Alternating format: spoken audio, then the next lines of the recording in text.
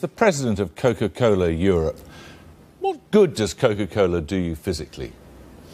I think Coca-Cola, as the introduction said, does have some sugar in it. It is energy. Is it an absolute necessity?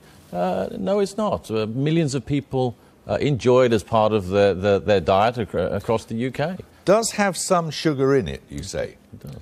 Why don't you say specifically how much sugar there is in this can, for example? I think if you turn... on the side you say 30, you have a percentage on there, don't you? Yes, right here on the front, it quite clearly calls out the amount of sugar in this can of Coke. And what does it say? 35 grams, which is 6 teaspoons of sugar, which is, about the same amount of calories as a cappuccino or half a croissant. So there is calories. And actually, what we're doing is to say, look, the information is here. We want to actually promote and make sure people do you imagine people know if they go to the cinema, and this is a small one, and there are big ones here too. You go to the cinema and you get a jug of Coke like this. Do you think people have any idea how much sugar's in it? And maybe they don't. And I think one of the things we need to do... Look at this. 23 sachets of sugar in that single container, the equivalent thereof. Now, that is a staggering amount of sugar, isn't it?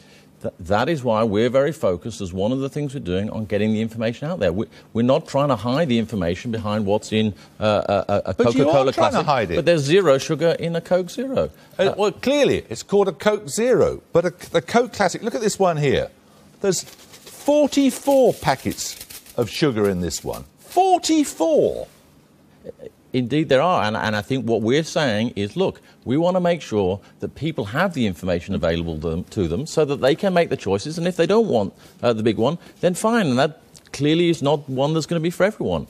We want to make sure the information is available. We want to make sure there's more availability of more choices, whether it's smaller packages, as you had in your intro. Yeah, but whether it's 23 in something this size or 44 in something this size, each of which is to be consumed in one single sitting at a cinema, this is staggering, isn't it? Look, I think we do need to recognise that things need to change, that the bigger cups need to come down. I don't think that we are talking that the world can't change and the world doesn't need to move on. I think what it comes back to is we recognise that we need to play our part in helping to fix this very important issue of obesity. It's something that's come about from us taking in too many calories and not burning them off with activity, many things over many decades. And we're taking actions. We are promoting the information. As you point out, it is on the can. We're putting it in the advertising. We're increasing choices of the small cans, helping people manage their calories, promoting the zero-calorie options if people are having trouble. So you accept your role in the obesity epidemic, do you? I think as a contributor of calories into the British diet, of course we must. I mean, soft drinks, all soft drinks together contribute 2% of the calories. It's a part of it, and therefore we need to accept our role, and we do. And that's why we want to focus on actions that we believe will help bring this crisis under control. Isn't what you're doing very similar to what the tobacco companies did when, after the link with cancer had been established, started then trying to get us all to smoke light cigarettes, as opposed to saying, don't have any of them? I think there's a very clear distinction between tobacco and anything to do with food and drink, because in the end, there's no amount of tobacco that's good for you. It directly causes some of the disease, no amount. Whereas with food and drink, anything in moderation can work within your lifestyle. Maybe one of these packets in a cup of tea during the course of the day, or maybe even two. 23 in the smallest container at the cinema.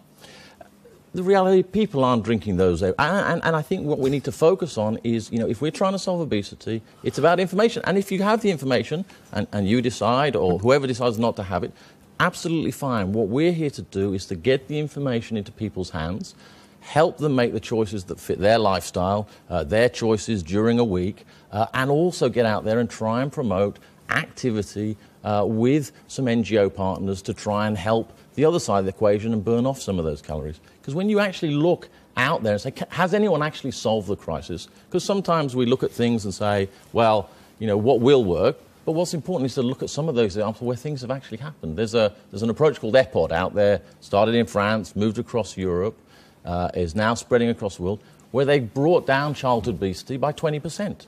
And it's not by taking some You could take a lead in eye-catching that, or simple measures. They did a number of things, bringing in private companies, health companies, local government communities, and brought down childhood obesity by 20%. Thank you very much.